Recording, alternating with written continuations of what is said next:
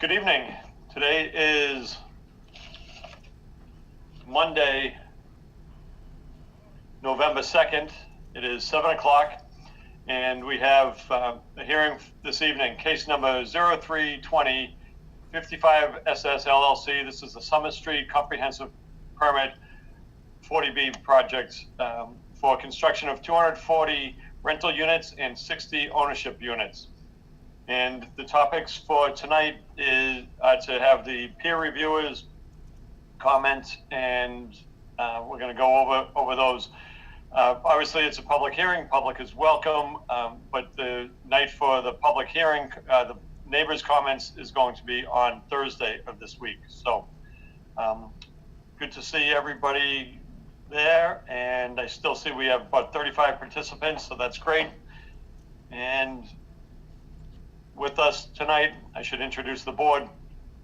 We have member Drew Delaney, member Dave Anderson, Bob Fitzgerald, the clerk, Ashley Clark, the economic development representative, Judy Barrett, who's the 40B consultant working for the town, Amy Messier, the administrative secretary for the board, member Jane Coffey, town council Amy Quessel, Suzanne Murphy, vice chair, and I see we have Sean Reardon with us, peer reviewer. So we have all the key people here, so let's go ahead. Mr. Hale, good evening. Good evening. Hope you're all well.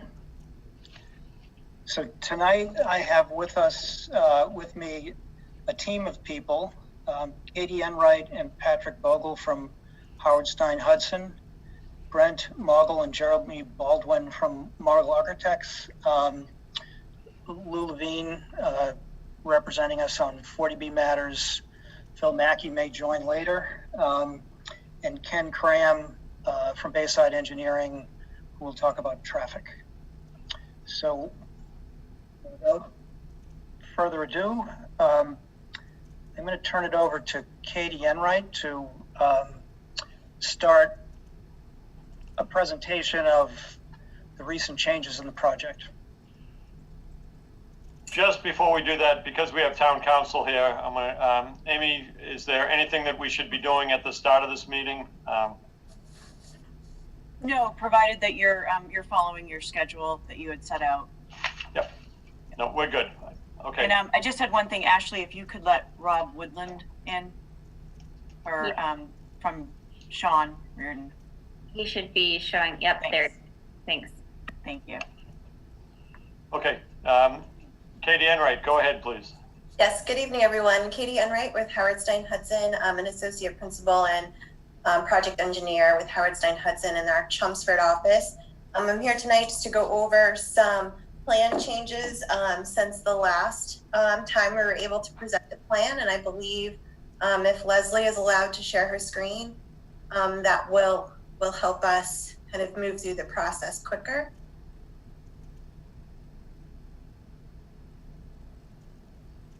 Let's give a second for Leslie to come up, but I can certainly start. Some of the slides we put together for you tonight kind of explain kind of the story of where we've come and the new plan that's before you that we produced in October.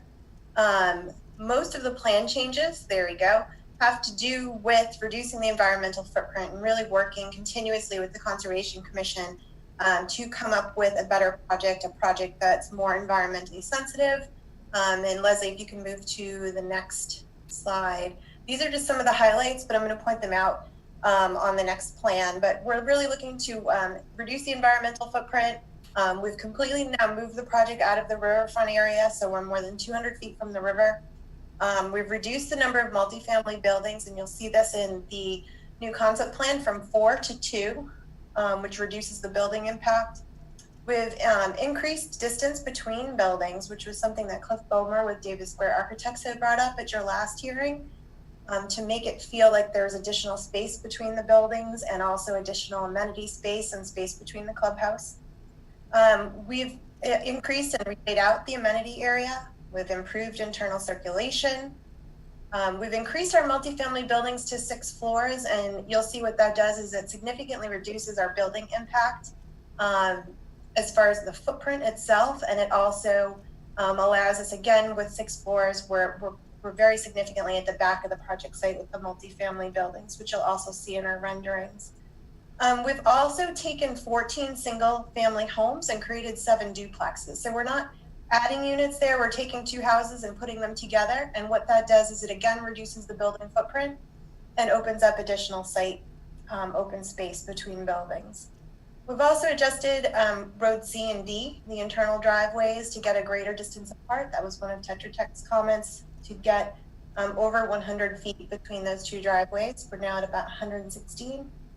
And we've changed the product mix very, very slightly. We're still at 300 total, but what we've done is we still have 192 apartments, but we've moved 4 units from the single family residential for sale area to the townhome units. So we now have 52 townhomes and 56 houses on the ownership side.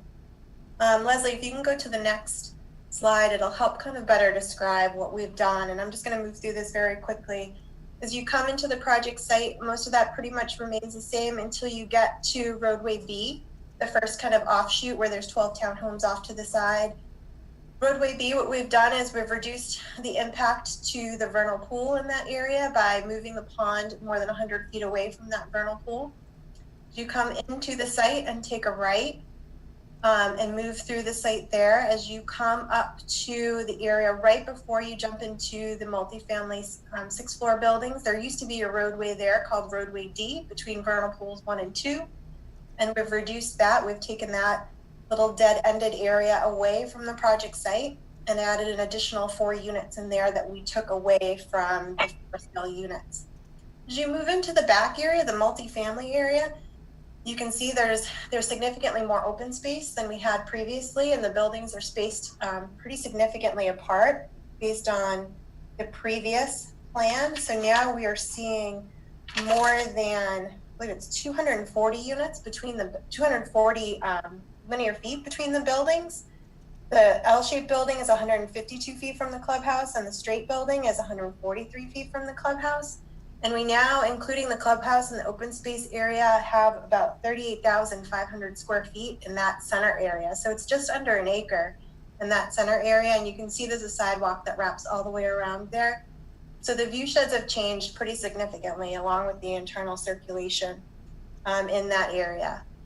We've also been able to, with the new building configuration, put more parking spaces underground. So that again reduces the pervious or the impervious footprint of the project site. We're about 20 spaces less at the surface than we were in the previous iteration. And as you come through the multifamily kind of over to the single family area, we've moved all of these ponds outside of the 200-foot riverfront area. This little area here in between the single family duplex area and the multifamily is still one way going towards the east. And that's really just in here for bus circulation and also fire circulation. Bus.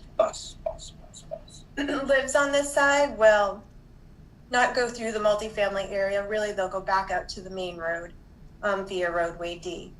You can see kind of scattered throughout roadway D, there's a few duplexes. There's 3 duplexes here on roadway D. What that's done is it allows us to have a little bit more space between the units and give a little bit more space to the river.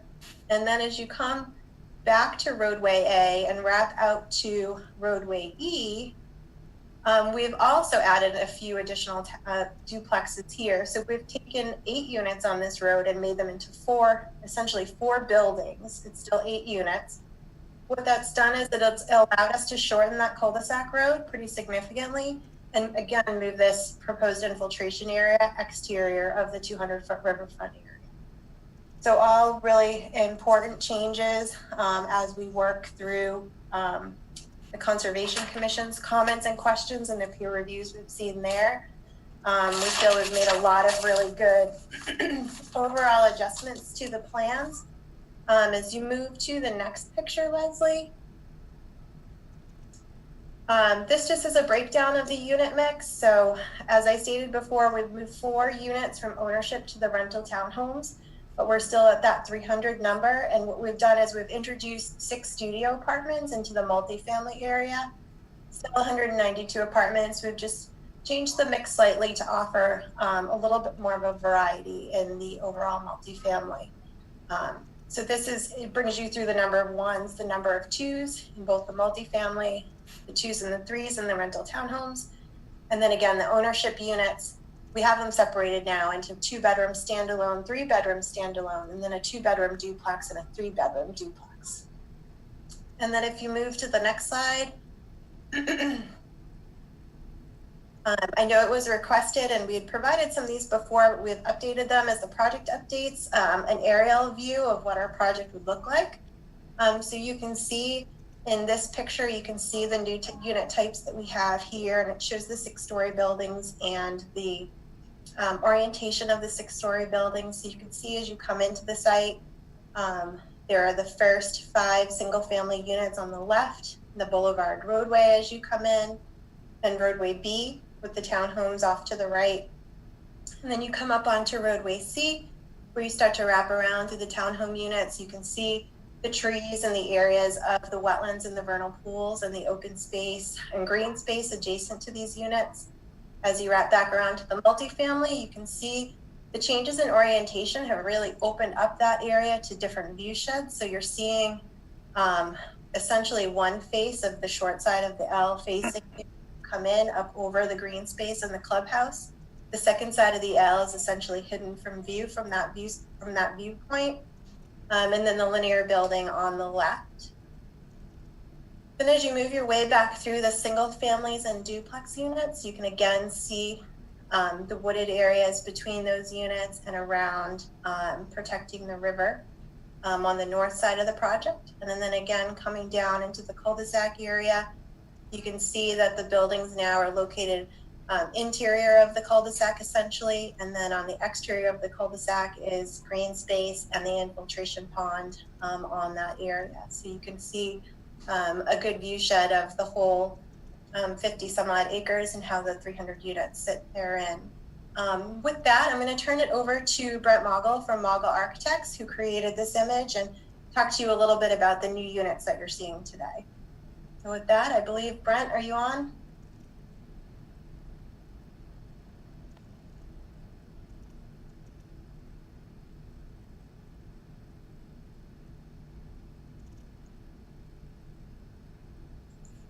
I see him, he's there, he's just not unmuted yet.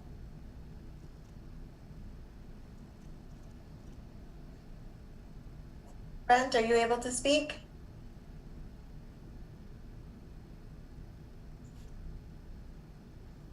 How's that? Oh, there he is. All right, thank you very much. Here's Brent.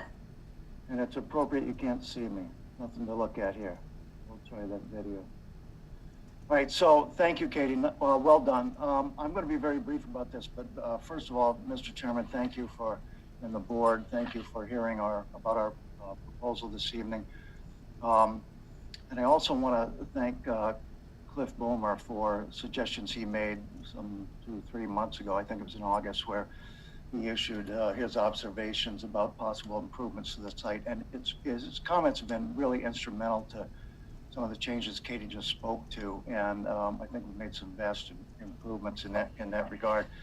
One of the improvements came about the increase in open space as a result of a decrease in building footprint came from the introduction of duplex units. So Leslie, if you can show that slide.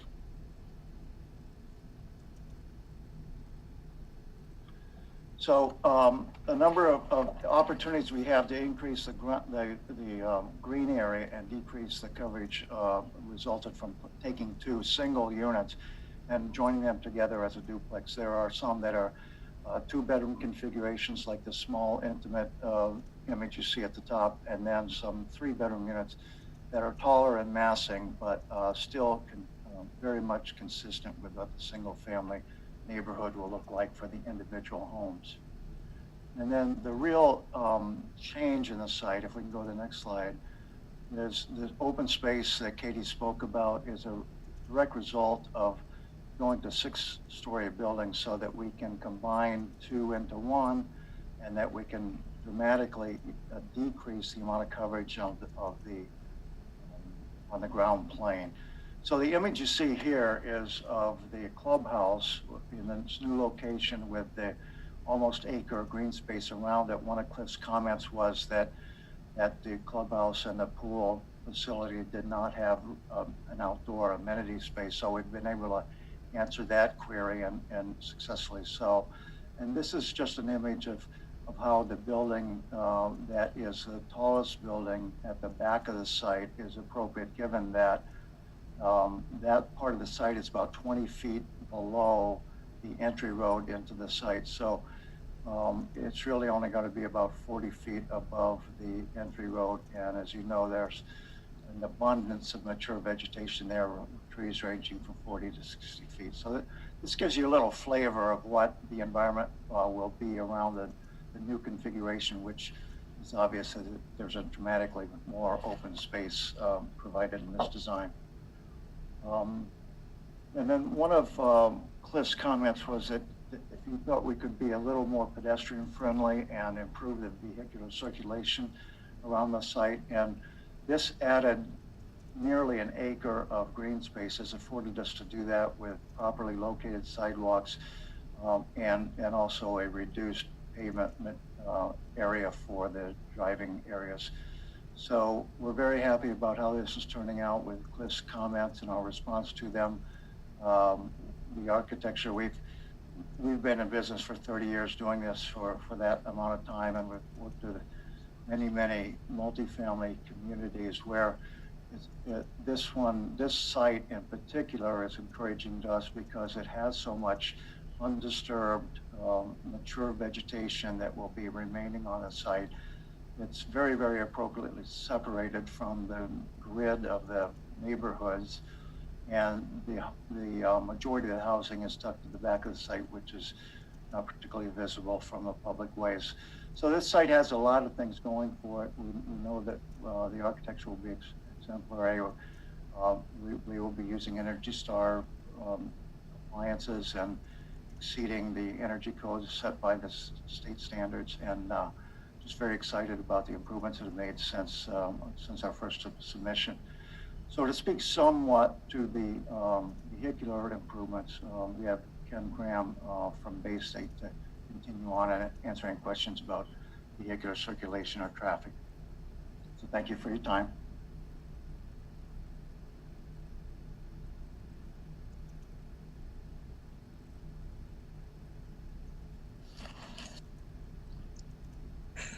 Good evening, board members. Excuse me. My name is Ken Cram. I'm a registered professional traffic engineer with Bayside Engineering.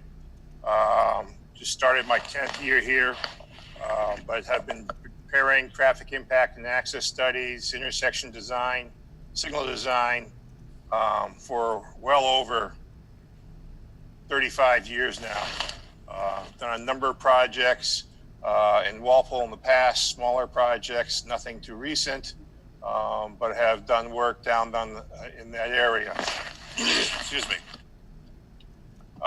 Bayside is a small civil engineering firm. We do highway design, many projects for Mass DOT, as well as for local communities.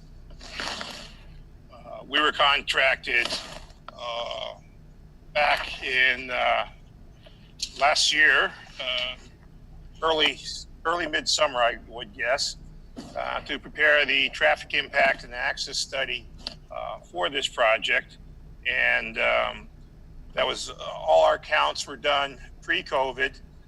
So they follow state guidelines and are considered as an acceptable data source. And we actually did some counts twice. We did, next slide, we did a number of intersections that we felt would be most impacted by the project, going all the way out to Route 1A with Winter Street, and then Winter and Summer, Route 1 and North Street, Water Street, as well as the three intersections that create a triangle in Walpole that are formed by Summer Street, Neponset Street, Washington Street, Water Street, and Washington Street Extension. next slide just shows the intersection itself that we call the triangle intersections. We followed, we did our traffic counts. They were done originally in September, and we did follow-up counts in November. One of the reasons why we did the follow-up counts was after we had done some of our initial preliminary analysis work, we were seeing results that did not match what we had for existing conditions. So one of the things that we decided to do was at 3 key locations at the triangle intersections, we went out and we recounted them, but we also recorded the actual delays that vehicles experienced during the weekday morning commuter periods and the weekday evening commuter period to find out and try to use that data to calibrate our analysis results. And just as a brief summary on the next slide are the results that we found. We looked at Summer Street coming eastbound to Washington Street. We looked at Washington Street southbound to Water Street, and we looked at Neponset Street northbound to Summer Street, which is on the next slide. And just to give you a brief summary, I'll go into a little more detail later. Level of service, traffic engineers, we grade intersections by levels of service, just like you were when you were back in school. Level of service A, of course, being good, and level of service F representing failure. And over the years, the Transportation Research Board, the Federal Highway Administration, the Institute of Transportation Engineers, those numbers have been broken down into a range of average delay over the entire hour to associate with a resulting level of service. So for instance, at a signalized intersection, if you had experienced on average anywhere between 20 and 35 seconds, that would correlate to a level of service C. But that same delay doesn't relate to an unsignalized intersection. If you had an unsignalized intersection that had 25 to 35 seconds of delay, that correlates to a level of service D. So signalized intersections have and in unsignalized intersections, they're both graded the same, but the range of values for those delays are slightly different. But just by order of magnitude, Leslie, go back one slide, please. In the morning there, you can see the weekday morning peak hour in table 2, the average peak hour delay for vehicles turning from Summer Street eastbound to Washington Street northbound in November last year was 10 seconds, but the maximum delay was 41 seconds we observed, and the average queue was 2. So we use this data and the data from the following 2 tables to calibrate our capacity analysis model, which I will talk about in a few minutes. So as we go on, we did a traffic study. We looked at crash history. We looked at pedestrian volumes, which I will talk about separately. We looked at Gillette Stadium and traffic management because they have a whole plan that unfortunately is not in place this year. But I expect that sometime, maybe next year, maybe the following year, things might be back to a new normal. But at this point, nobody knows what that is. I was at a session this afternoon where we had 5 out of 6 of the state traffic engineers throughout New England on a panel, and they were all in the same boat. They all agreed, no one knows what we're looking at. Traffic volumes in Western Mass, for instance, are still down, but they're only down by about 10%. Whereas here in Boston, based on the state traffic engineer, the volumes are still down by 30%. So we don't know when it's coming back.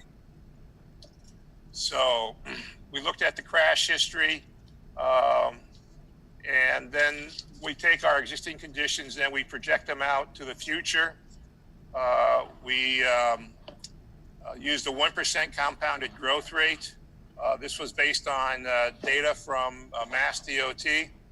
And we contacted the town and Foxborough next door because we're so close. And there were several projects that were identified that we either had their traffic studies or we used traffic generation information from the ITE, Institute of Transportation Engineers, to generate the traffic for these new projects. And we looked at what our project is going to generate, which is summarized on the next slide. Total, we're projecting 2016 daily trips on average. Cut that in half if you want to get the number of cars, because the car goes in, the car goes out over the course of a day. And, you know, based on the unit mix that we had at the time, we project 136 vehicle trips, which would be 35 cars entering and 101 cars exiting during the morning peak hour, and 110 cars, everyone coming home from work, and 66 cars leaving. Those are pre-COVID numbers. We don't know what's going to happen again. A lot of people are working from home, and everything I have read and seen shows productivity levels have actually stayed the same or gone up, which is good. So, but these are the ITE numbers as they currently stand. So we have our traffic generation, and then we look at where they're going to and going from. The next slide shows the results of a gravity model we performed. We looked at census data for Walpole, where people live in Walpole, where do they work? And we took all that data, put it into a giant spreadsheet. We looked at the best routes to get to whichever town it is that you ended up working in. And, you know, no question, it looks, 62% of the traffic was destined to Route 1, either north or south, mostly north. And, 21% heading up Washington Street into the center part of Walpole.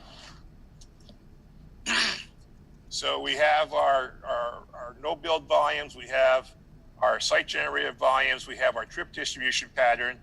We use a trip distribution pattern to distribute the site generated traffic volumes, and we add them onto the no build network, and we get our future build traffic flow networks, which we analyze. Next slide. Here is, as I briefly touched on earlier, the level of service tables, the top being the signalized intersections and the bottom being the unsignalized. Excuse me. You can see the range of delays go from 10 to 80 seconds for a signalized intersection and 10 to 50 seconds for an unsignalized intersection. So we do our math, and the next couple of tables, tables 14 on the next two sheets, we put all this information into a software model that analyzes and does all the math for us. And this is the intersection at Route 1A rather, Winter Street and Jean Road, which shows that based on the trip patterns we have assigned, the level of service does not change from no build to build conditions. There is a slight increase in the morning peak hour delay, but a slight decrease overall in the evening delay. And that's capable because it depends on, it's a weighted average for the delay that gets calculated.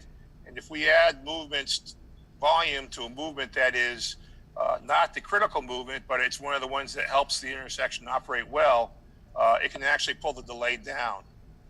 The next slide summarizes the level of service results for Route 1 and North Street.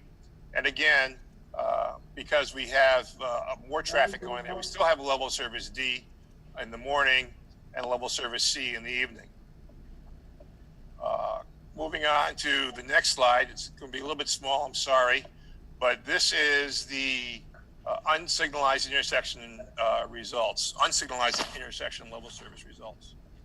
And these are the results that when we first saw some of the existing conditions where we had the level service E, for instance, at Summer Street and Washington Street, and the level service F, we said that doesn't match what we observed in the field. We were out there several times during the morning and during the afternoon, both in September and in November, and it didn't make sense. So what we did was we went back and recounted in November the intersections at the triangle, and we got the calibrated results, which I presented to you earlier, but then we took that data, input it into our software model to simulate, to get existing conditions, and then use that data going forward for our analysis. And that's summarized in the next slide. And the first column is our actual existing conditions results from the previous table. But you can see the 3 locations where we actually had information.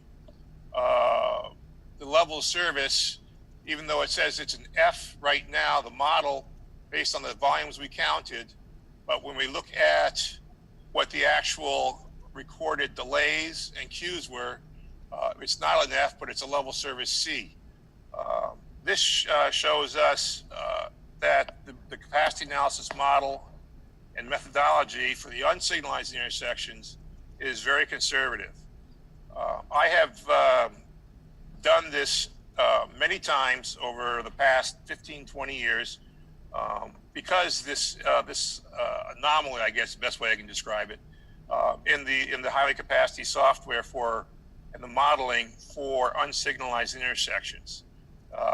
The methodology for determining level of service for unsignalized intersections has not changed literally in 20, 25 years.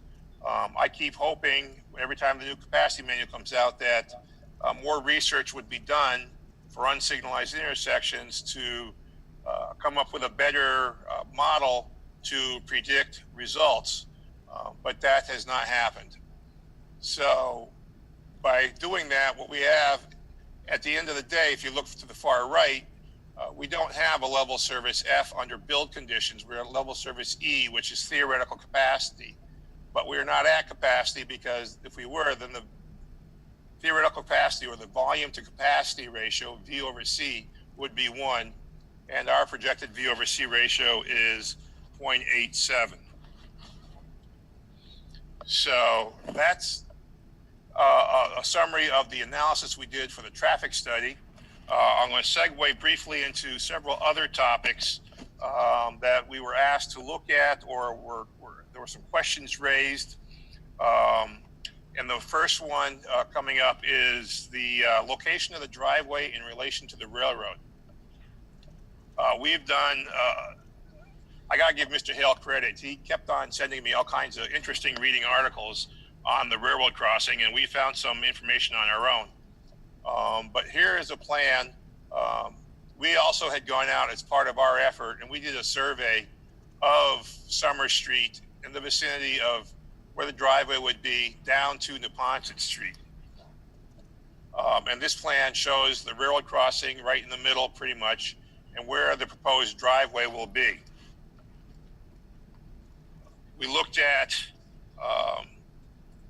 railroad operations. When we did our delay measurements, we also looked at railroad operations at the railroad tracks themselves. The next slide, please, Leslie. We actually went out and when we did our recording, we measured the time it took for the time a railroad flashing started to the time the railroad flashing stopped and the arm bars were back up in the upright position. And it turned out that it was about the entire time it took for that operation to occur was a minute. The range was 58 to 62 seconds. And then we broke it down even further for both northbound or southbound trains, and basically it was just about the same amount of time. But we also, on the next slide, we looked at, as part of our measurements, we we recorded queues and delays for how long it took vehicle queues to clear after the fact. And in the weekday morning period in the westbound direction, the average westbound queue was 2 vehicles, and the average time it took for that queue to clear was 10 seconds. In the evening, it was a little bit longer. It was about 26 seconds in the westbound direction, and the queue was slightly longer. It was 8 vehicles. Now, keep in mind, there's about 10 trains a day that were running from Foxborough Stadium, Gillette Stadium up to Boston. That service has now been suspended due to lack of ridership. I could definitely point that as a result of COVID. But so what we did was we looked at the operations itself and what would have to happen, because the question had come up, what happens if someone tries to either, bypass the queue or turn out of our driveway and avoid the queue entirely and cross the tracks when there's a train coming. And the next slide shows what would have to happen in order to have that to happen. And in order for a vehicle to exit the site and perform the maneuver shown, because of the zigzag movement to cross the tracks and bypass the arm bars, that vehicle would have to be going 5 miles per hour. We have it, but do not have it right now. We ran a slide if there was no queue and the car is coming out of the site at, say, 30 miles per hour, that car would have to swing very wide and would actually end up passing through the post office building on the other side of the street, simply being the physical laws of physics in order to do that. So based on this and the volumes we observed pre-COVID, we do not expect there to be an issue with the railroad crossing and the location of the driveway. Next, what we did not do, I should say, in our original traffic study, but the town engineer, Carl Baldoff, asked us to look at was pedestrian activity. When we do our traffic counts, we always do count pedestrians and bicycles, but generally, unless you're doing a project that's in a major urban area where you have 10-foot wide sidewalks and a lot of pedestrian activity, we don't report on it. But he asked us to, and we did. We prepared a memo dated March 10th, 2020, and this is just to. This graphic is solely for orientation purposes, because when we developed the network graphics, we didn't exactly follow the geometry, but it's clear that you can see the crossings. And right now, you can see there at the intersection of Deposit and Summer Street, there is a diagonal crossing going across the middle of the intersection. And then down to the bottom of the screen, there's a crosswalk across Washington Street Extension and a crosswalk across Water Street. Further up, just outside the range of this picture, is the Boyden School, and there is another crosswalk right across from the school.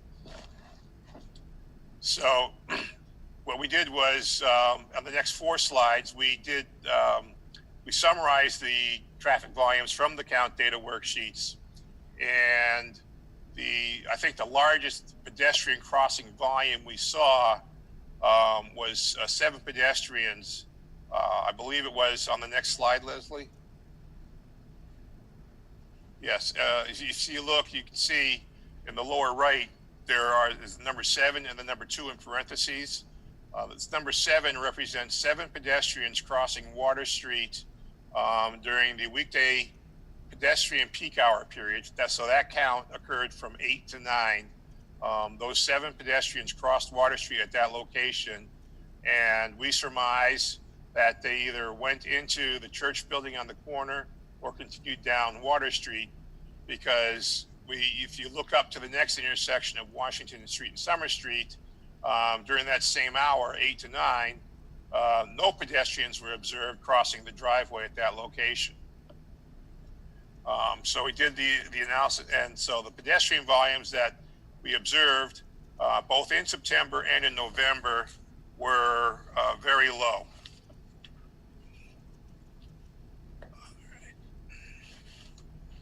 And next slide, Leslie. Next slide. Next slide. All right, and that's just another picture showing the triangle intersections. And I believe David Hale will be finishing up with our last slide.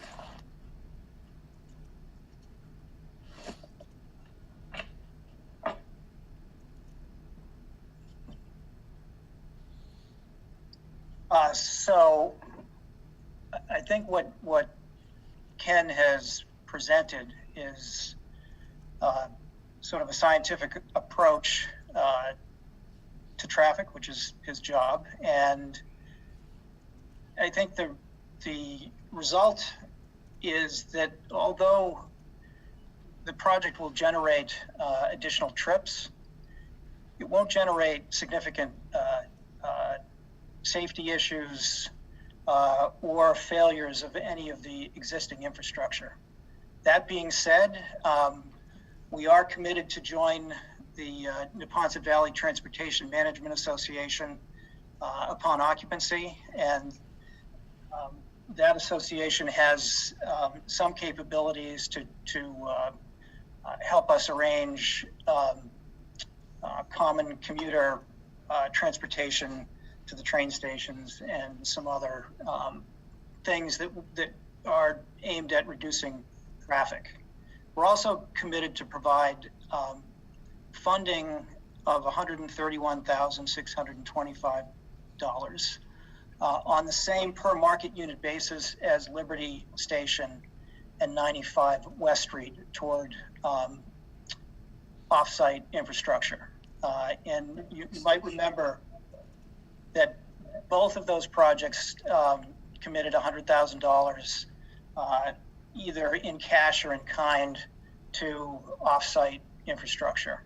And that on average, one project was 150 units and the other 192 units. So that's an average of $585 per market rate unit. And I think we're committed to do the same thing so long as we don't end up having to litigate. So these funds, together with municipal funding, could be used for the following items within 24 months of the issuance of building permits for the development. And so, you know, we're not in the public infrastructure business, but there have been a number of things that have been mentioned in the process that may or may not be a priority for the town. One is a sidewalk along the north side of Summer Street between the railroad crossing and Neponset Street. A second would be the installation of flashing equipment at the crosswalk in front of the Boyden School. I think, you know, there are now somewhere around 600 homes within 2 miles of the Boyden School. So technically all those kids could walk. Very few of them do, but and there's no flashers on that crosswalk. And it's been suggested that the police department would like the speed limit to be reduced on Washington Street. And we don't have traffic counts there to do that. I think there was a misunderstanding there, but you know, clearly, you know, those are three things that the money could be used for. I think our concern is that if we're going to contribute to offsite infrastructure, that it should have something to do with priorities in the neighborhood. And that is the conclusion of our presentation, and my team is here to answer any questions that you may have. Okay, thank you, Mr. Hale, and thank you for everybody for their input on that. So let me just go. We have Sean Reardon here for peer review, and I don't want to put you on the spot if you're not ready to comment now. That's okay, Sean, but do you want to make any comments at this point? Sure, I'm always ready to comment. Okay. So first things first, the initial presentation about the changes, just want to say all those changes that were mentioned are all good changes. And I think you can even start to see in the rendering that they provided, the site's starting to loosen up. So, I like the idea of consolidating the units into larger buildings. That makes much less impervious area, much less parking. So all those things are good changes.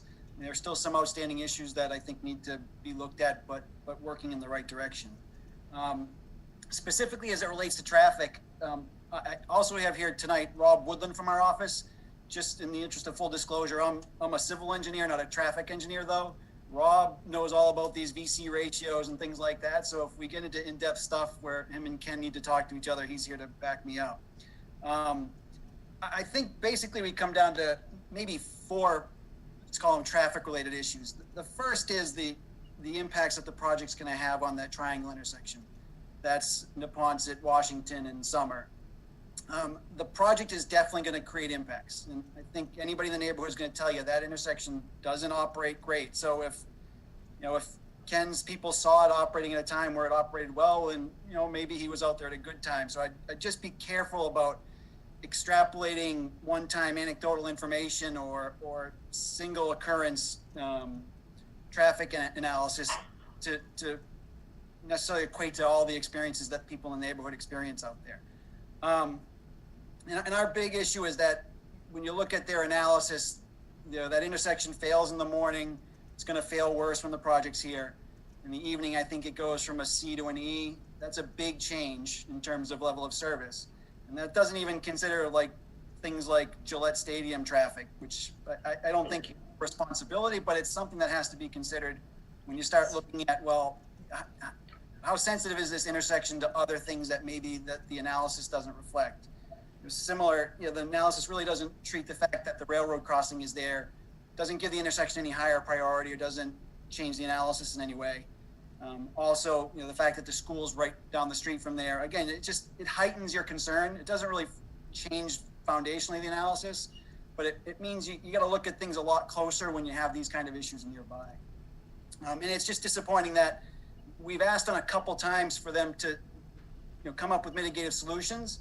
I thought when we met with Ken in the sort of the sidebar discussion among the consultants that we were clear on that, but instead what we got was a response that it doesn't meet warrant analysis, which really wasn't what we were looking for. We were hoping that together we could come up with some good ideas and potential solutions that could be implemented out there on a partnership basis or somehow, but we'd like to do something that solves the problems rather than just makes them worse.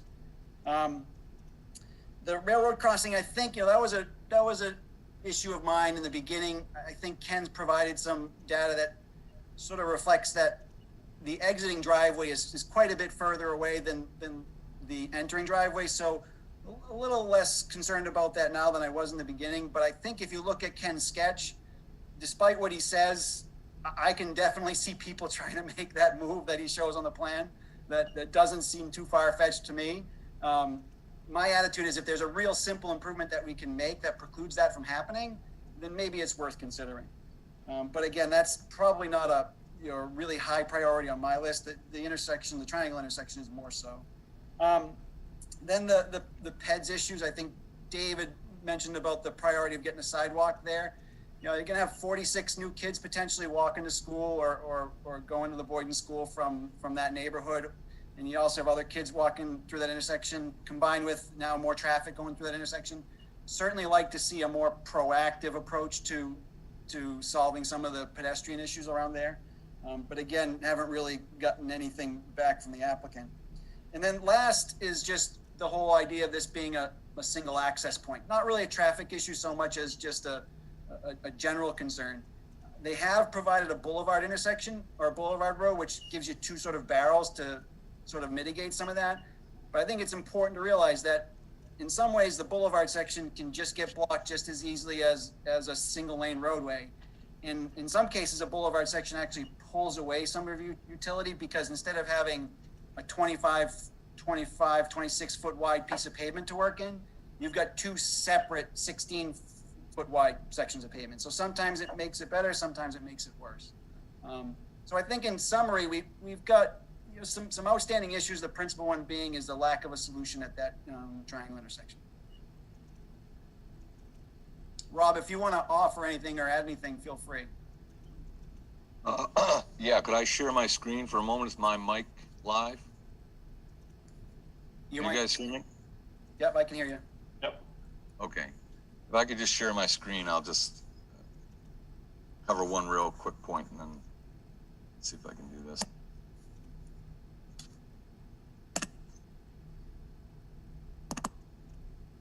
All right, can you see the Google image of the intersections? Yep. I do that right? All right, great. So just quickly, this is a triangle intersection, the school up here, approximately where their driveway is going to be.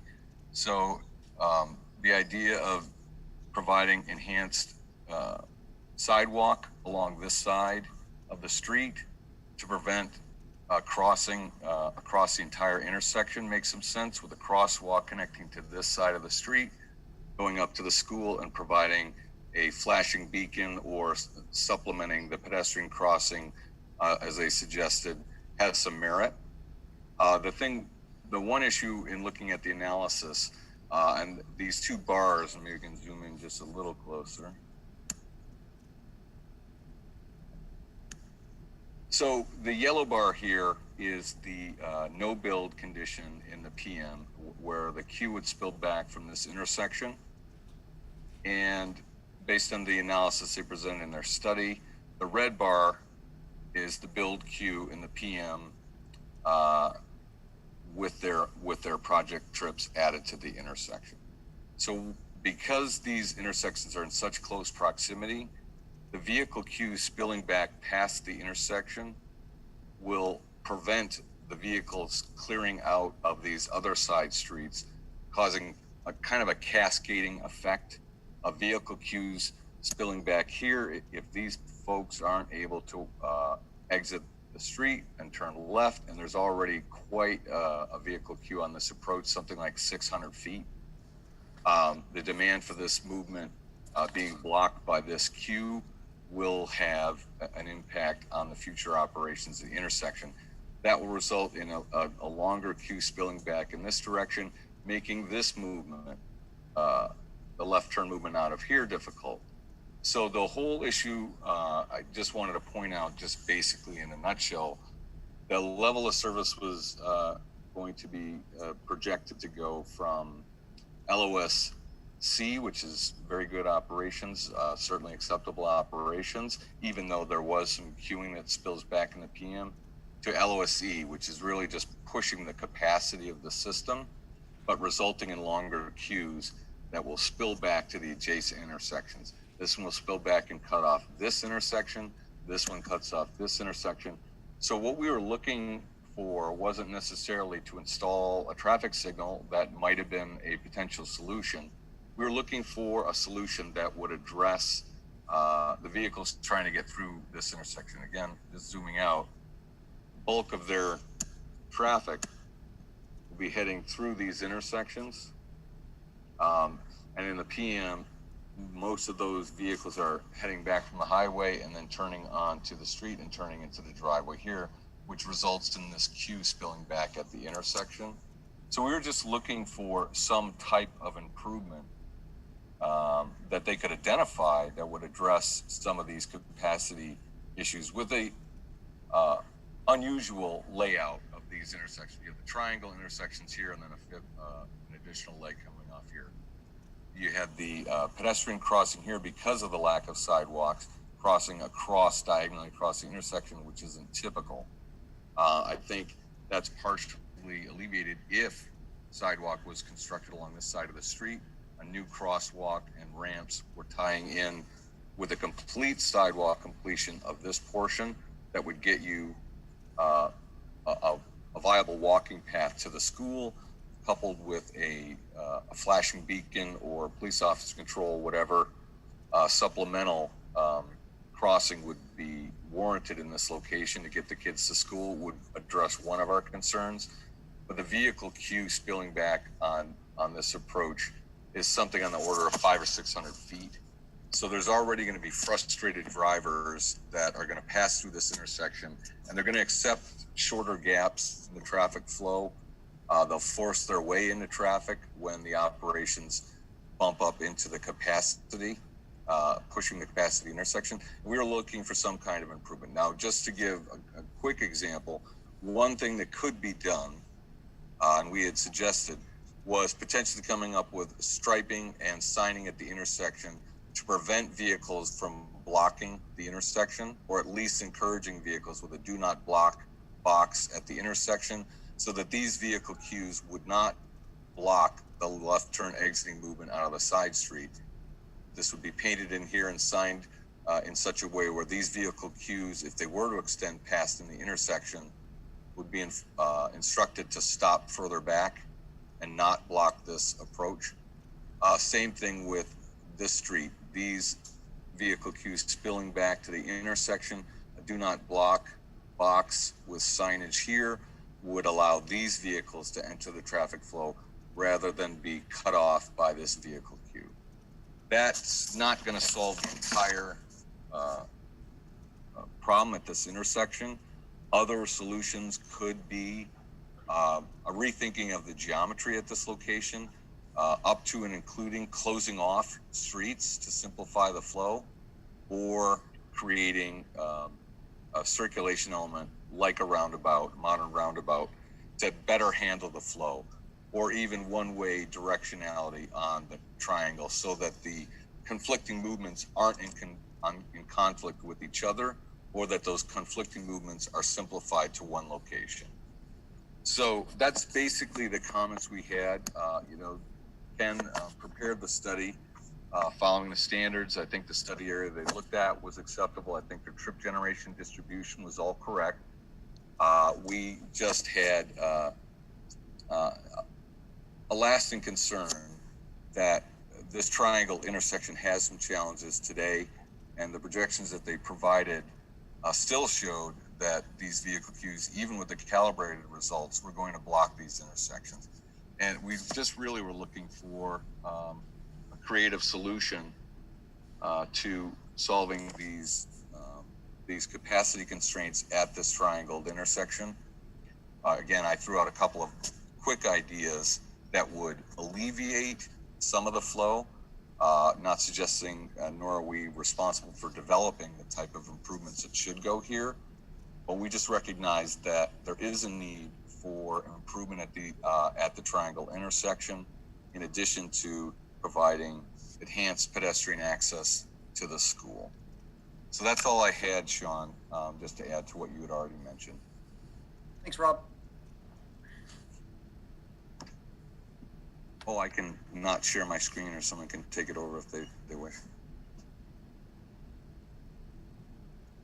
Okay, thank you, Rob and Sean. So now I'm going to open it up to any board members. If you have any questions, because I've got a whole list of them. But whoever wants to go, just take yourself off mute and we can go. I'll start. For me to go, John? Oh, go ahead, Susan. A couple of questions on the traffic counts. I see the traffic counts in the morning were done from 7 to 8. And Boyden School doesn't open up until 8:30, 8:45. So that didn't even include, I mean, it would include some of the teachers, but it wouldn't include the students in the traffic. So to me, that's an issue. Mr. Chairman, David should I has address said- those questions as they come up, or you want me to wait till Sure, the end? whatever, John, what would you like? Yeah, yeah, Suzanne, what we'll do is we'll pose the question and we'll let the consultants or the engineers provide a comment. So the question is, the times, because I actually looked it up, great thing about technology, Boyden School starts at 8:25 and it gets out at 2:55. So, yes, Mr. Cram, do you want to address that? We did our traffic counts in the morning from 7 to 9, and in the afternoon from 4 to 6:30. which are standard times for traffic counts for residential developments. The slide that was put up in front of me said 7 to 8. Correct. That slide was when that was what the actual peak hour for what that slide was showing at that time. That was just the peak hour itself. Okay. And you're still not, the developer is still not addressing stadium events at all, I'm taking it.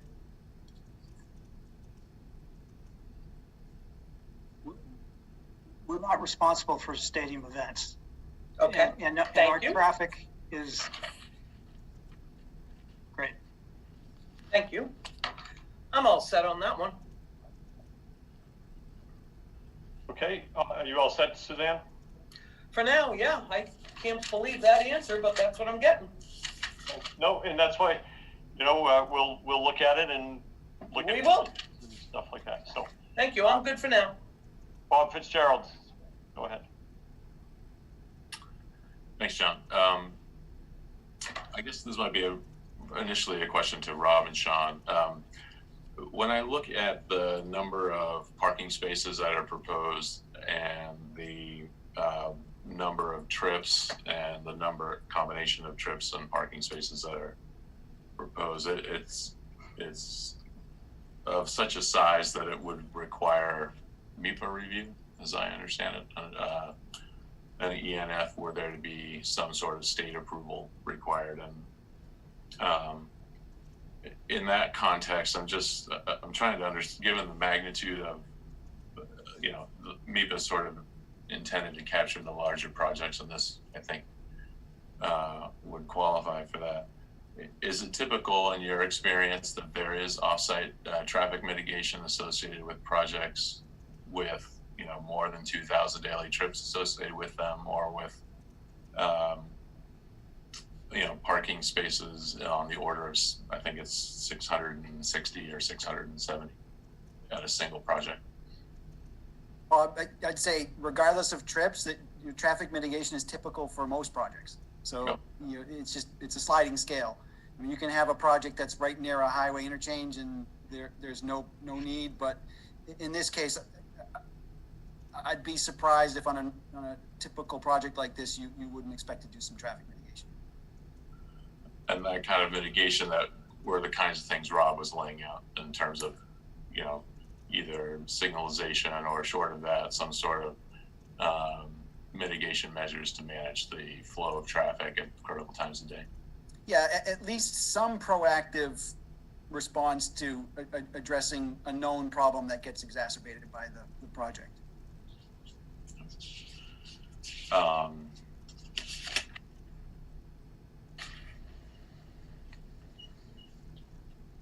did have, I don't know,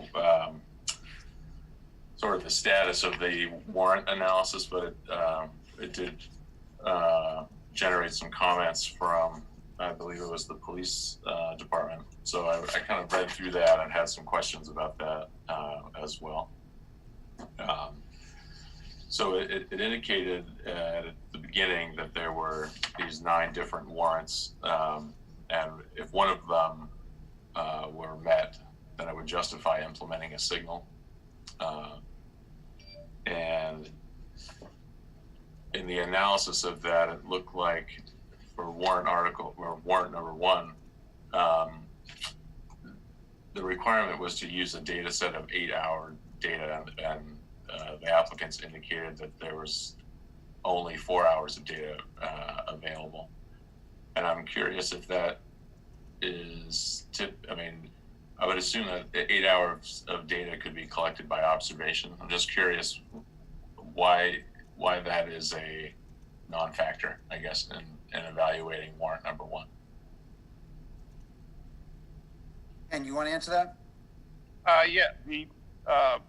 At the time when we first did our counts back in September and November, we were not thinking of signalization, so we did not even think to do our normal procedure would be to do counts from 6 or 7 in the morning to 6 or 7 at night.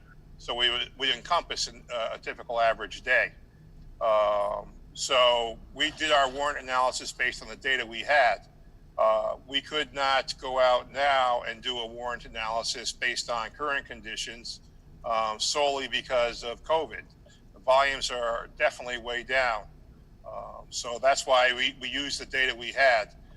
But typically you look at, during a normal day, you have your spikes of volumes in the morning and they go down, and then you have probably another little spike at midday, lunchtime trips and so forth. And then at the end of the day, during your evening rush hour, you have another spike. So we looked at the volumes that we had, and if they don't meet it now for the existing peak hours, it's a very good likelihood that it would not meet it for the other 9 to 4, that's 7 hours in the middle of the day that we don't have data for. But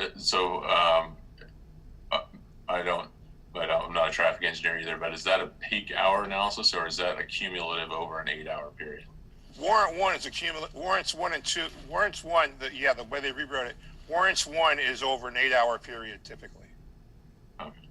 And so for those 4 hours that you didn't have data, did you just use zeros for those hours or not add any traffic as? Correct. We did not do any traffic for those 4 hours, for 3 hours in between. We just looked at the 4 hours of data we had data for. Okay.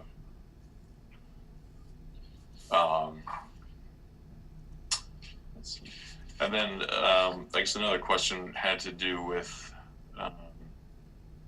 warrant number 3, which indicated, I guess the analysis indicated that it would meet warrant 3 for the peak hour during the weekday evening period. But then there's a statement about it being applied only in unusual circumstances. And I wonder if you could explain, it sounds like that's the position is, yes, it violated the warrant, but it's sort of a non-issue. Right. Well, Mass DOT clearly states in the warrants to the 2009 Manual on Uniform Traffic Control Devices, warrant 1 is to be used. The peak hour warrant is used for extraneous circumstances where you may have some large generator of traffic that lets all their traffic exit the site between, let's say, 4 and 5 o'clock on a weekday. And it just, because the volume is so high, it has to be controlled. An example might be, it's not a very good example, but it's what's coming to my mind right now. The IRS facility on Route 133 in Andover. During the day, it didn't meet the warrant at all for a signal. But and this is before some of the development occurred in that area. But what happened is they had police details that were there from roughly about 3:45 to 5 o'clock to allow the 1,000 employees or so that worked at the IRS to exit onto Route 133 to get to 93 or wherever they were going to get home. That was the only time the detail was there. Since that time, more development has occurred along that part of the corridor, and now a traffic signal has been installed at that location because the developments across the street helped trigger the warrant. Okay. Thanks for that. On number 5, it talks about no school crossings, and there's not literally one at the project site, but there is one within relatively short walking distance. Can you explain what's the proximity to a school crossing that you need in order to trigger that warrant? It virtually has to be at the school. I mean, the Boyden School is, 1,000 feet away from Neponset Street. So what should happen there is most likely there should be typical, school signs indicating that there's a school there. And as we suggested, a rectangular rapid flashing beacon for that crosswalk there should definitely be installed. Okay. And the conclusions on number 7 and 8, are those based on your original traffic study? There wasn't really an explanation provided for why they didn't meet that warrant. So I was just curious if that's just based on the data that's in your traffic report.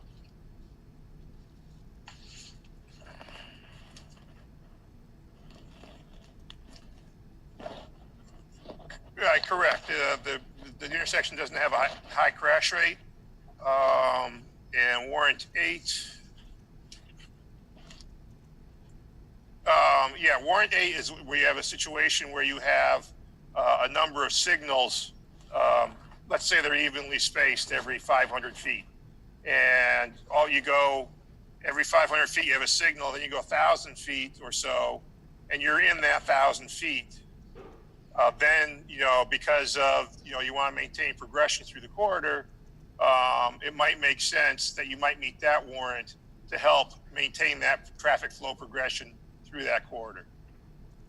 That would not be the case on the Ponce Street to Water Street.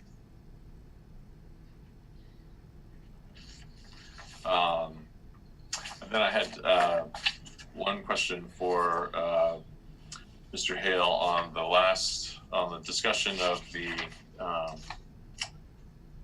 contributions to the offsite mitigation. You had analysis of what had been provided for the other two projects, 95 West and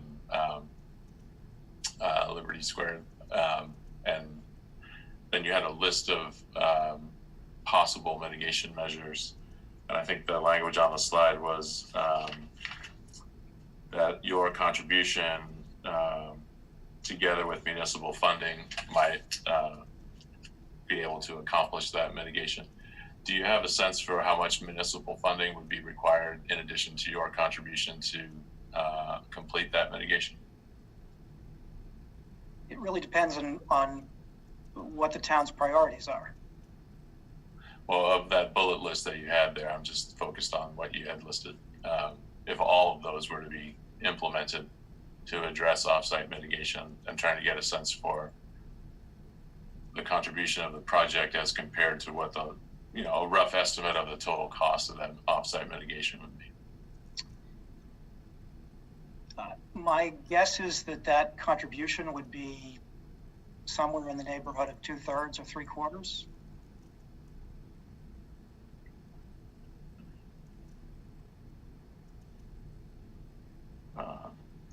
I don't have any other questions, but I don't know if Sean or Rob would like to follow up on anything I asked or had any further questions. Yeah, just real quick. So the warrant analysis is generally, it's an analysis that you do to determine whether a signal is warranted a signal. I don't think what Rob and I had asked for necessarily included a signal. In fact, that probably wasn't what we were thinking. So we were kind of surprised that we got a warrant analysis back when what we asked for were mitigative solutions. So I'm not sure where the intent of the warrant analysis came from. That wasn't directed from us. For us. Mr. Hale, do you want to comment on why you decided to do the warrant analysis?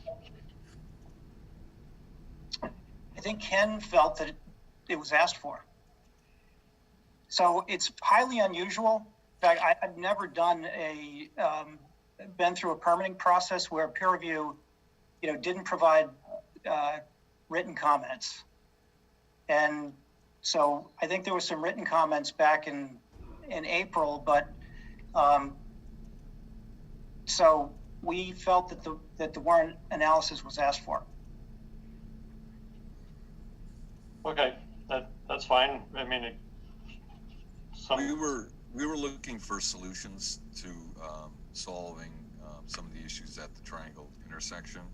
A signal possibly could have been something that could be looked at. The signal warrant analysis that we received didn't have the appendix material attached, so we could take a look at the volumes that were used. And the 8-hour analysis, I understand that they weren't able to pick up additional data due to COVID. That's not an unusual situation. But the idea was we weren't trying to hem them into any particular solution. We just wanted them to address the queuing issue and the mutual spilling back of the triangled intersections in some manner. I pointed out that there would be some potentially low-hanging fruit that would make an improvement with signage and striping as a possible solution. But there potentially was other geometric considerations at the intersection, perhaps closing a street and concentrating the flow where the side street did meet the signal warrant, or simplified the traffic flow through the area. If you look at the triangle, just imagine there's a four-way intersection with always stop condition that is has some challenges in the PM. And one of the legs of the intersection continues up and then intersects further up on Washington Street.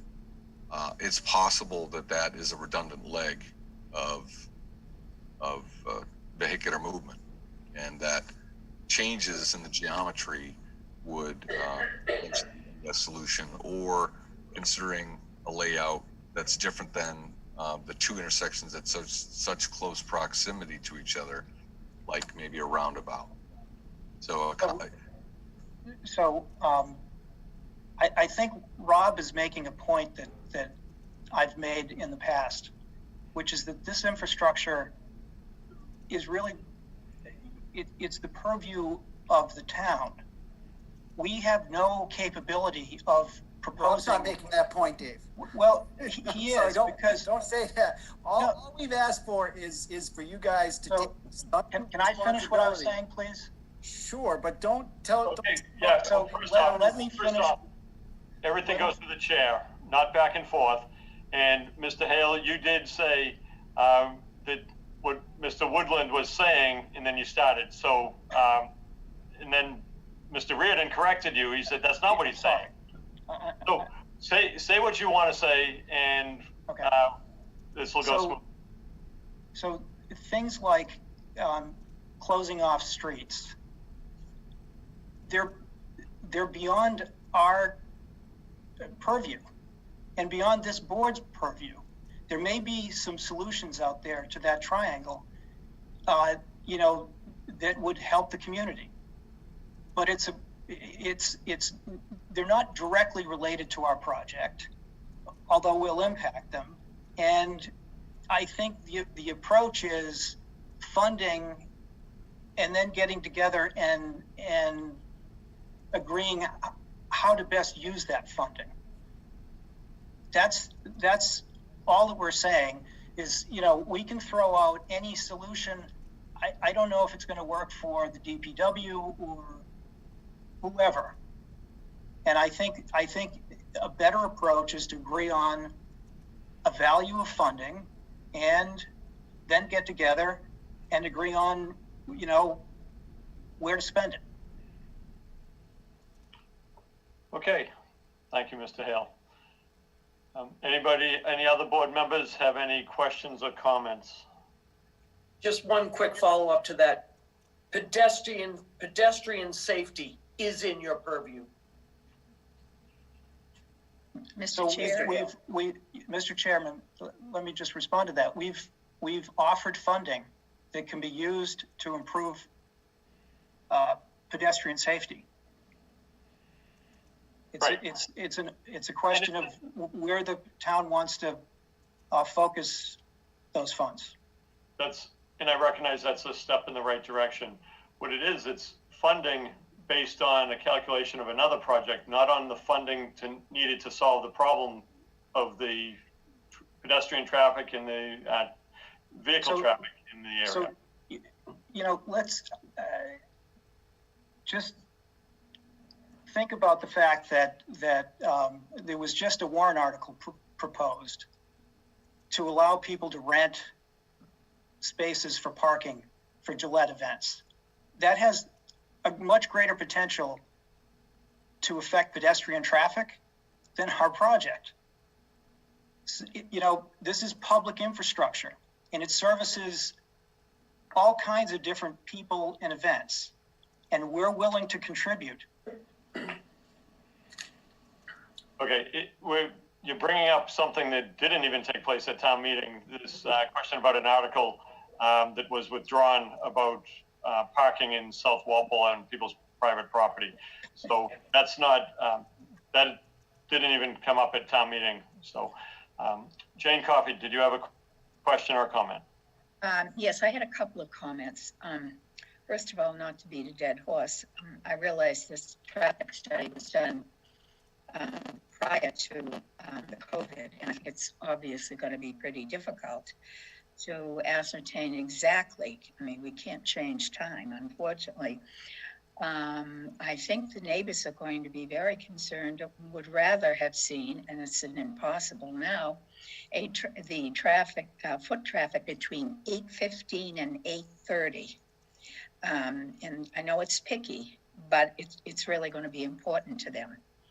And with regard to the impact of this, I find it difficult to understand how Mr. Hale can state that, you know, the impact of these things may or may not be important in his responsibility or in any developers.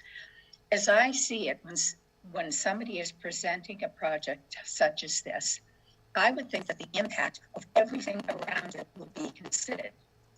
For instance, he said he's not responsible for stadium. Well, in the same vein, he's not responsible for the Boyden School, and he's not responsible for the post office or train. So, you know, I think we are kind of getting into muddy waters, but I do feel very, very strongly that all of these things are important.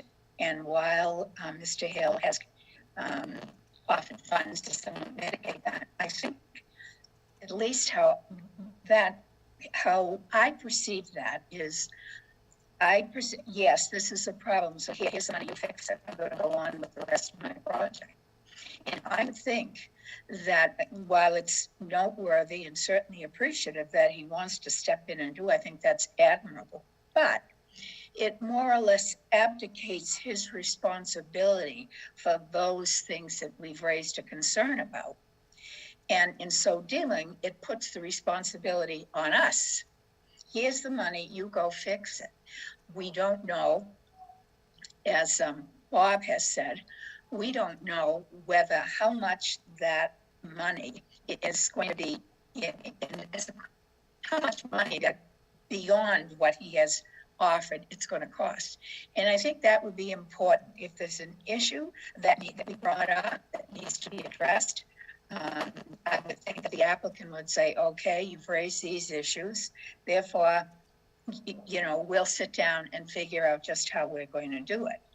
And I tell you, quite honestly, for people up there in South Walpole, while it may seem like it's not a big deal for the stadium, I got to tell you, if you live up there or you drive up there, those stadium events are a major nuisance for those people. They flood nonstop traffic. It's not like they're going slowly. They all want to get out of there.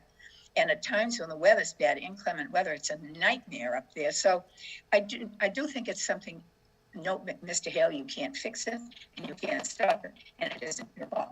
But it does have an impact, in my mind, on the traffic.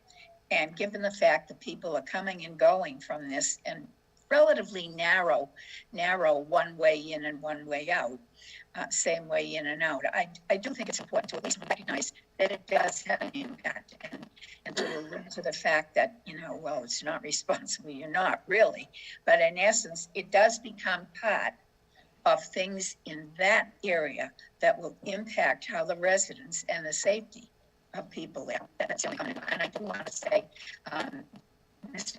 Graham, I think you've done an excellent job here. There's no doubt about it. But it's going to be extremely difficult because of the COVID to try and second guess what everything is going to be. And you know, it's funny because when people come forward with projects and they have traffic engineer, you know, it's interesting because the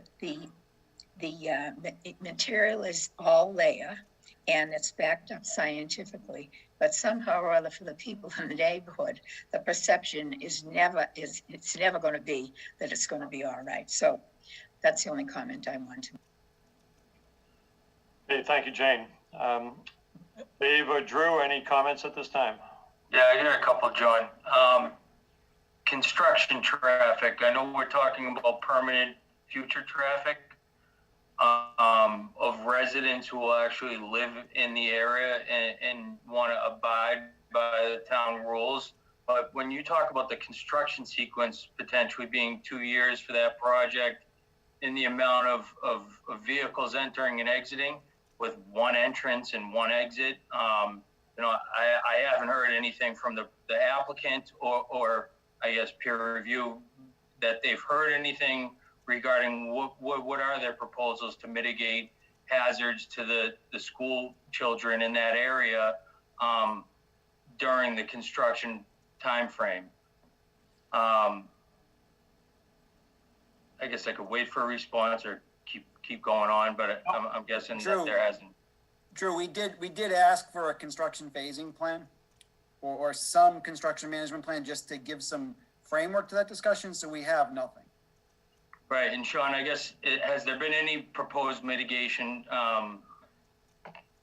plans by the developer for that construction sequence, whether it's to have police details or some sort of traffic mitigations during the construction? I mean, we're talking about 18-wheelers and large construction vehicles. We're not talking about people that, might sideswipe a railroad crossing. We're talking about large construction vehicles coming in and leaving the project area during that time frame, which could potentially take up to 2 years. I think that's certainly something that the neighborhood would like to, feel comfort in knowing that the applicant's taken that into consideration.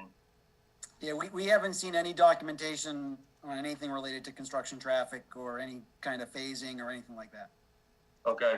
And we did ask for it. Thank you.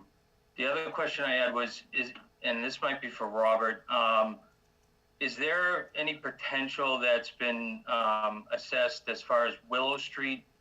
That's kind of a cut through to get around the triangle intersection, and I didn't hear anyone speak to it. So I guess I'm just wondering if that's been mentioned at all or thought about. We didn't propose any specific types of solutions. There may be some larger pattern changes or one-way streets or whatever that might make some sense or handle the rerouting traffic through this intersection. That's a possibility. But we didn't ask the proponent to prepare that. We were just looking for something, and we didn't want to put any, we didn't want to tie his hands to come up with something that would improve the traffic flow. And the idea behind coming up with what might be, of course, there's some existing problems out there today. They will be exacerbated by the project, but that doesn't necessarily mean that they are fully responsible for addressing all the ills in the town. But what we typically would expect is if we recognize that we believe that there's an issue and an impact, that's a solution is developed by the applicant, that a price for implementing that solution is derived. And then if there is a fair share mechanism that's appropriate, that the board would consider as a mitigating situation to the project, recognizing that some types of improvements would be perhaps beyond this project's ability to pull off by themselves, but would be material in understanding what portion of that type of solution that they could be held responsible for. And so the basic idea is to come up with what might work, figure out what that's going to cost, and then if it's a reasonable cost and offsets the project, then perhaps the board would consider making that a condition of approval to address a specific safety, pedestrian safety or vehicular safety issue. But so far we haven't seen a solution that would address some of the intersection issues that their own study, I believe, points that they will have material impact on. And so there's a lot of ideas that we didn't look at. We weren't specifically diving in and trying to solve this problem. We were just asking the applicant to try and come up with some solutions. And so far we haven't had a chance to see those. Okay. Hey, Drew, do you have anything else? Yeah, just a couple quick things. So we're going up an extra story. I don't think there was another lighting plan or photometric studies submitted with that we could review. Obviously, the additional height to the building. Now there's potential for more light from the area. And then my final thought was just, the sum of money that was proposed to help by the applicant to submit to the town. I'm wondering what the time frame of relevancy with those projects were to current. A question? Yeah, I think the question is the payment to the town, Mr. Hale, would that be upon issuance of building permits or at what point? And then could the town then use that money to start doing the improvements that are necessary? The answer is yes upon issuance of building permits. And also, yes, the town could then start using the money. And we'd prefer that the money was, used in a relatively short period, and that the agreed upon projects were prosecuted. Okay, thank you. Drew Delaney, anything else? That's all I have, John. Thank you. Okay. David? Dave Anderson, I'm sorry.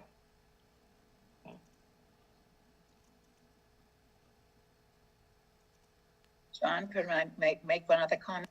Sure. Sure, go ahead. I forgot to mention with regard to the trains, much to the consternation of the neighbors up there. When this was first proposed as a pilot program, it was pretty clear that the pilot program was going to remain. Not only is it going to remain, but the number of trips were going to increase, and the speed was going to be increased. So while right now we're looking at COVID and it may be shut down, that nevertheless is still something that's going to impact, because eventually, if we ever get out of this COVID, eventually they will be having more trains going faster. So that's just something to keep in mind. Again, I don't know how that can be addressed, but it's one more thing to. Okay. So I have a couple of questions. This might be for Brent or Katie. Parking under the buildings. In the original plan, was there parking under the buildings? There was, this is Brent Mogul. There were parking under two of the four structures. Okay, and so now it's parking under the two, now we're down to two buildings? Correct. And it's parking under the two structures. Would this be, is the building going to be elevated above the grade for this, or is it going to, or is the parking truly going to be below grade? It averages 3 to 4 feet above grade because the site will be sloping over the length of the building. So some of it will be grade level and some will be beneath. Okay. Above, and it's an average. Okay. And the next question has to do with the height of the buildings. These are now 6-story buildings. How about the elevator rooms and HVAC equipment on the roofs? Or what is it just going to be a straight 6-story building, or will there be additional things on top of the roofs? No, that's a good question. Of course, the penthouse will have to go above the roof, and there will be mechanical equipment on the roof, some on the grade. But generally, we keep the rooftop units above the hallway in the middle of the structure. So a building of that height, you'd have to be quite some distance away to see the rooftop units. Okay, and do you have an idea of the new height of these buildings? Well, it's interesting, by the way the zoning measures height, they measure it to the midpoint of a pitched roof, but to the top of a flat roof. So this will actually be only like 2 foot 2 inches higher than the old roof was measured by zoning. And is that because it's now going to be a flat roof and before it was a That's pitched correct. roof? Is that, That's correct. okay. Can somebody answer where you are with conservation as far as the two wetland crossings that were, that are shown in your plan? So I believe we have one or two more hearings with conservation. And I know that you have an interest in the second crossing. We are not going to abandon the second crossing. There's no regulatory reason for us to abandon the second crossing. Not only that, there'll be 5 affordable units over there, and those affordable units will be invaluable to the families that take advantage of that. And so we will build the project as proposed now. Okay, but you still don't have approval from Concom for the two wetland crossings, is that correct? Well, we don't have an order of conditions, but we will, either from COMCOM or from DEP. Okay. The only other thing in my notes I had with 2016 daily trips and the peak, it seemed like the peak was about 13% of the daily trips. Is that normal? Is that a traffic study wise, is that in the normal range that it's about 13%? And I guess, Mr. Woodland, you could answer that if you can. 8 to 12% is in the ballpark. They followed the ITE trip generation rates for each land use. It looks like they've done their calculations correct. So it's in the ballpark. What happens is there's peak spreading. Some people start their day earlier. Some people, I haven't gotten home yet. So some people don't get home right at 5 o'clock. But yeah, that's not atypical. Okay, good. That's all I had for questions. I have one quick one, John. Yeah, sure. Go ahead, Suzanne.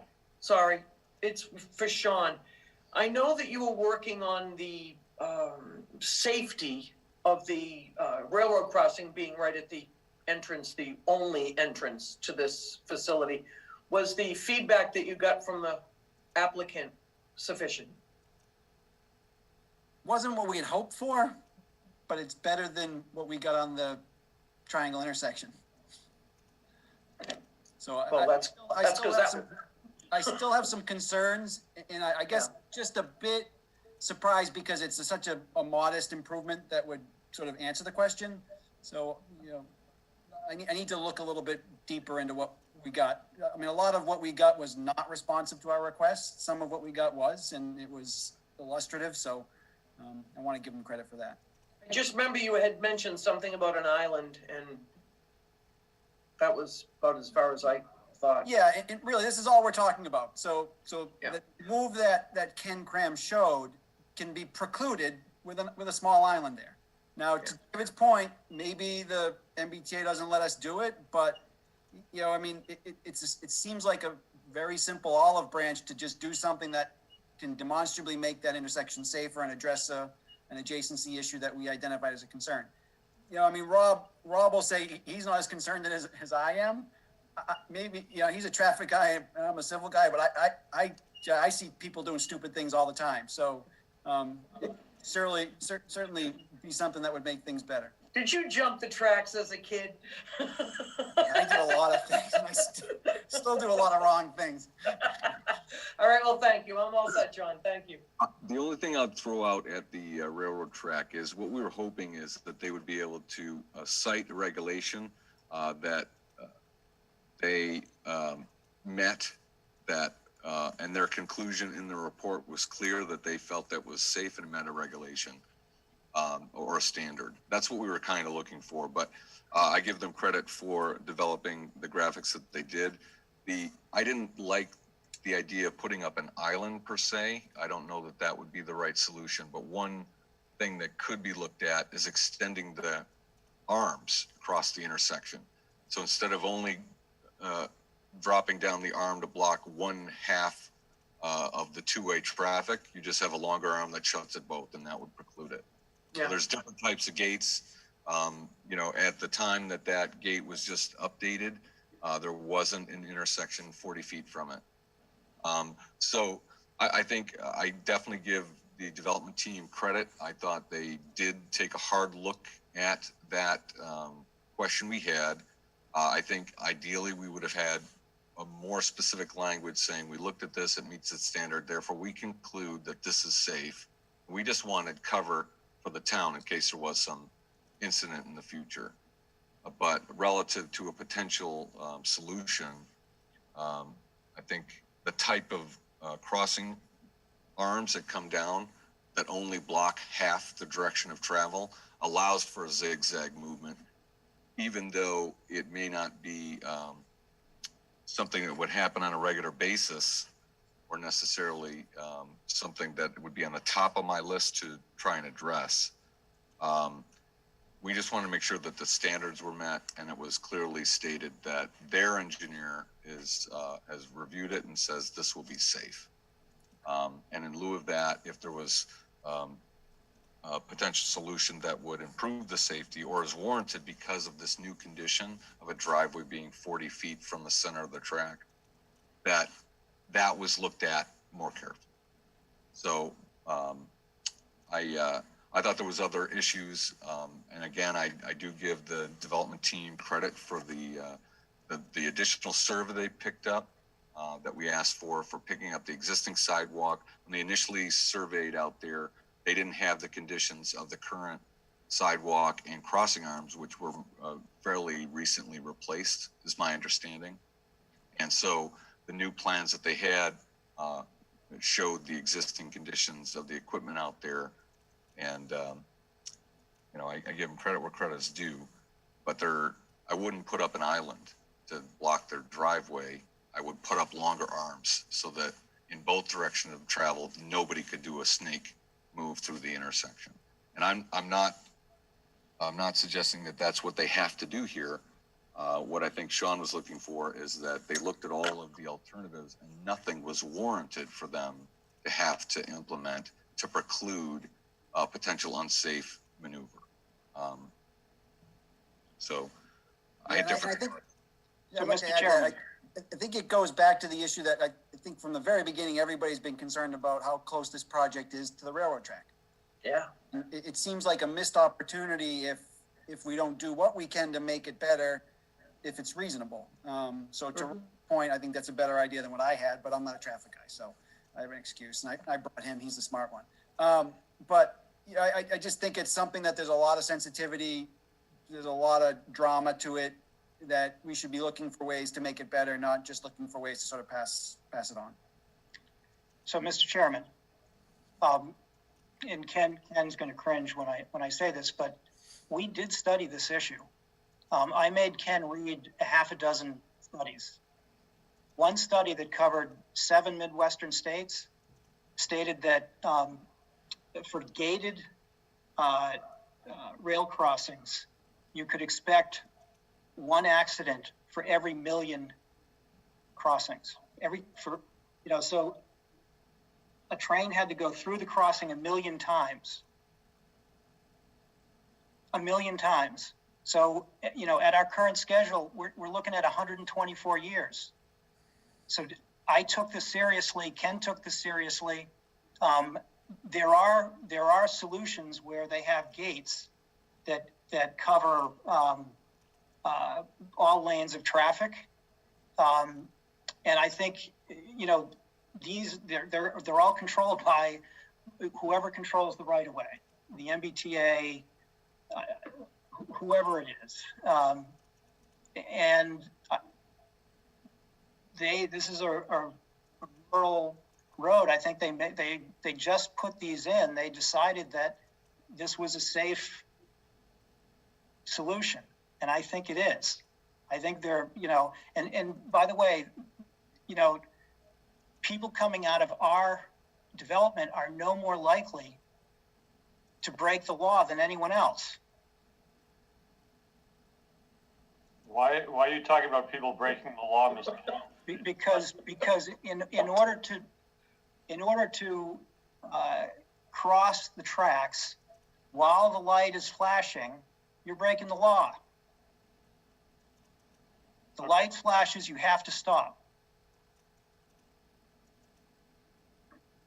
Okay. You just mentioned the bit about a million crossings. What is that vehicle crossings or is that? No, rail crossings. Rail crossings. So it's a complicated issue, and you know, Ken wouldn't have said what I just said. I just want to let everybody know that if it's vehicle crossings, it's one every 1.35 years. So there is a big difference between 145 years and 1.35 years, depending on. And I want to be clear, what is the actual crossing that we're talking about? Okay. At this point. Can I ask just two quick questions? John? Go ahead, Bob. Just in terms of the traffic studies, it's my understanding, and we were talking about that first warrant, and the whole study in terms of actual traffic counts is based on 2 hours in the morning and 2 hours in the evening on a single day. Is that correct? Is that in terms of the existing traffic counts? I'm asking, I guess. No. That's okay. Do you want to answer that? It's typically based on traffic studies. We go out and we do counts, depending on the type of proposed project. If it's residential, you look at the weekday morning and the weekday evening peak hour. And yes, typically traffic studies, you go out and you will do turning movement counts on one day. You try and get a weekday. You don't typically do a Monday. You don't typically do a Friday because, lots of people take long weekends. Mondays, people are getting to work because they partied and cried when the Patriots lost the day before, or it's on a Friday, everyone's staying later, going for happy hour, or whatever. Mondays and Fridays are typically not counted. Typically, we do our counts on a Wednesday or a Thursday. They pretty much represent typical days. And in this case, the triangle intersections got counted twice, back in September and in November. Okay. But so 2 days worth of data over the 2 hour periods, one in the morning, one in the evening. Right, 2.5 hours in the afternoon. I do 4 to 6:30. Okay. And then just another question regarding, I'm curious if the project, this is maybe for Mr. Hale, has gone through MIPA review or plans to? We have not, and we may or we may not. Okay, thank you, John. Okay, and Bob, on that question about the MIPA review, would that be and I'm asking you, Bob, is that something you'd see as a condition that we would just put in there saying, No, we can't require it as a condition. I'm just the size of the project just suggests to me that it would be subject to MIPA review, but and that would generate potentially comments from state agencies who would review the proposal and have their own sort of concepts about appropriate mitigation. So if that were to happen, that certainly would inform the board in terms of what other folks thought about mitigation and that sort of thing. Well, just one point of information on that. So for MIPA review to be required, you need two things. You need to trip a threshold like you described, but you also need what's called a state action, which is you need a permit from the state or some reason for the state to get involved to subject them to that review. So they need both to trip a threshold and a state action. And I think, there's financial assistance as well, which, comes into play here. And the site approval process through the DHCD, that's a state approval.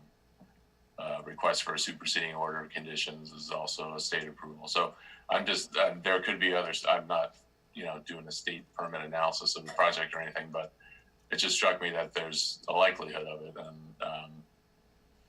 I just was curious what the status was, and if we could benefit from any of that process, it would certainly be helpful to the board. Okay, some really good points there, Bob. Thank you. we do have Judy Barrett with us. Judy, good evening. Is there anything that you would recommend for us at this point moving forward? I'm not even sure where to begin.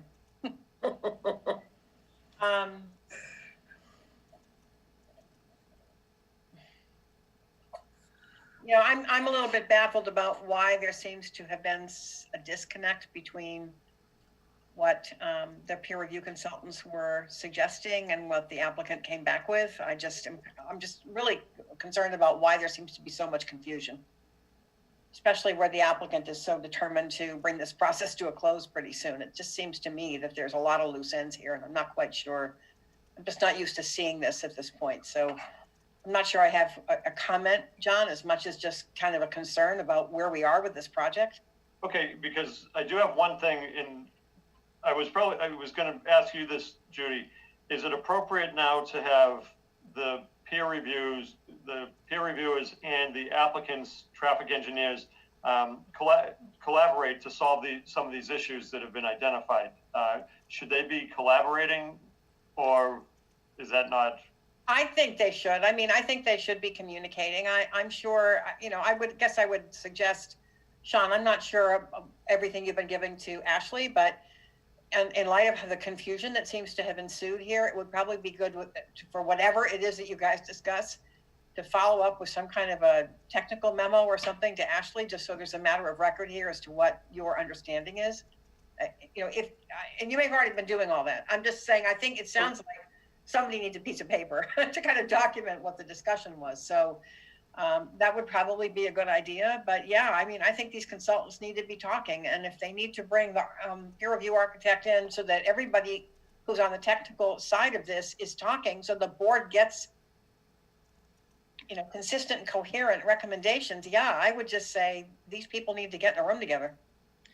So, Mr. Chairman, necessary. You know, this has been a very unusual process. You know, typically what happens is peer review provides comments. We answer the comments in writing. There's some sort of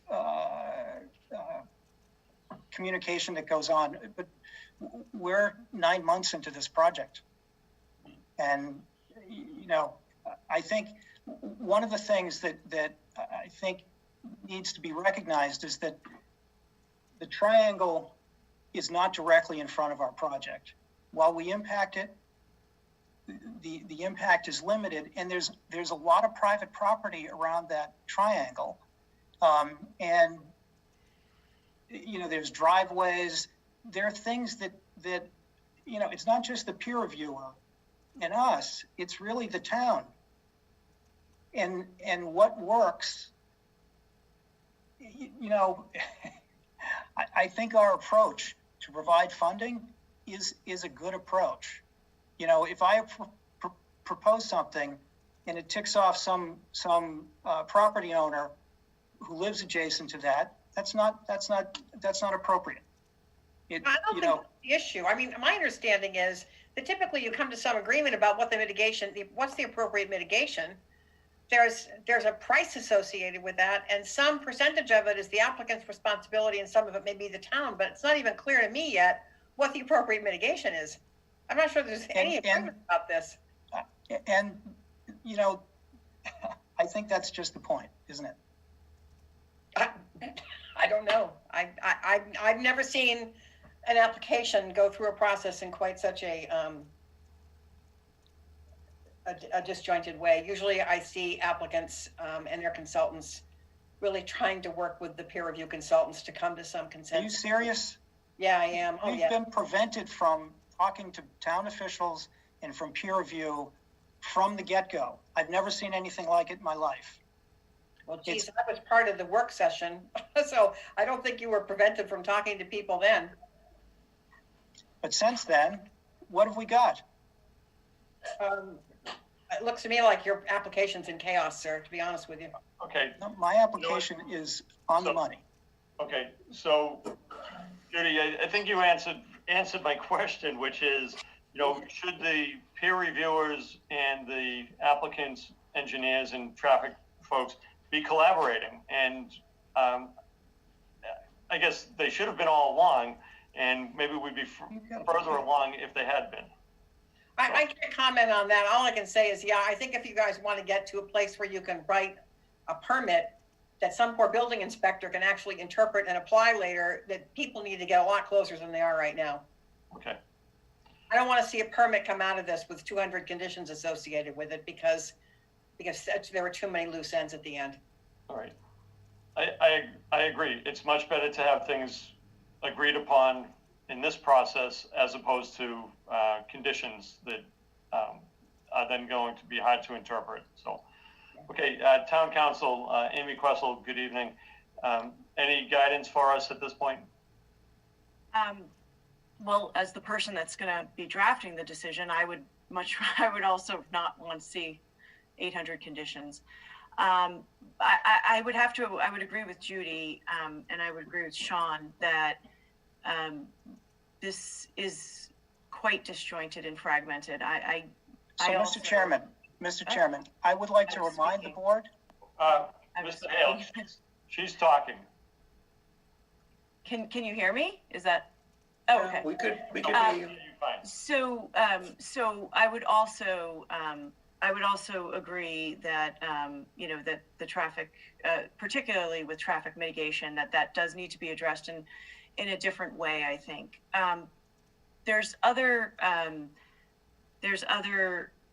questions that arose from tonight. For example, you have all of these apartments. None of them are 3-bedroom. We're not complete. We're not done with conservation. I wasn't aware of that. So that would be very difficult to try and wrap this up without having conservation, particularly in that in my opinion, in all the 40Bs that I've done, we always try and get the conservation sorted out. But here we have wetlands running through the middle of the site. We have wetlands around the site. We have vernal pools. Here, I think it's particularly important to get that sorted out. So we, as the zoning board, you guys have something to go with.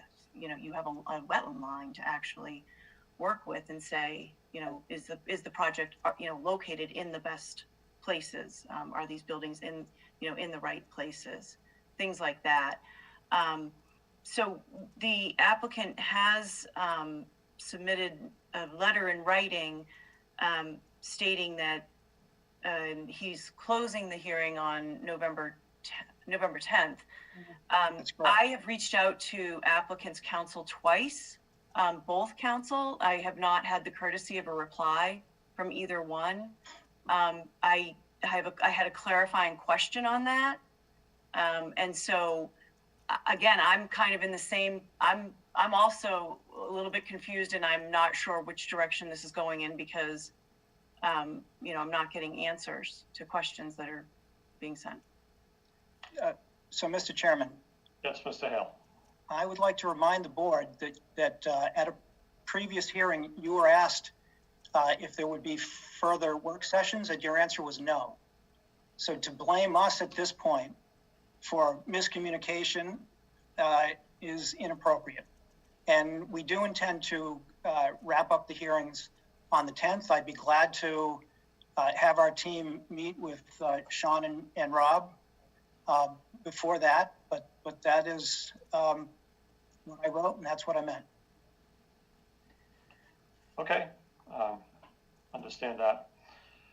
Okay, anything else from anybody? And what we're going to do is we're going to have another follow-up hearing to this on Thursday, where the neighbors are going to have a chance to comment. And the idea of that is we're just trying to take this in sections where it's manageable. So, and they'll be basing their comments on what they've heard tonight and the plans that they've seen and anything that they have questions on that. So, that being said, let's see. Ashley, do you have anything for us? I think continuing this matter would be great. And I just want to say, I've always been happy to facilitate any conversation or dialogue. We did have a few work sessions, and part of the agreement of those work sessions was that no plans be formally submitted to the ZBA until the ZBA got to hear from the peer reviewers on those recommendations, because it's this board that should be directing where the project should go and not the peer reviewers. And plans, in fact, were submitted ahead of this board getting that testimony. So at that point, the board decided that these things should happen in a public hearing session. So I just want to make that clear that we did work sessions and we did collaborate. And my understanding is that town departments have responded to applicants' requests for comments. So that's all I have to say on that. Thank you, Mr. Chair. Mr. Chair, Yes. I think the process is misunderstood. We're responsible for our plan and the board reviews it. And we never agreed at a work session not to go ahead and modify the plans. That would be highly unusual and not something that I would ever even contemplate. I will send you the recording. Okay, that's fine. So what we're going to do is we're going to continue this hearing until Thursday night, and that is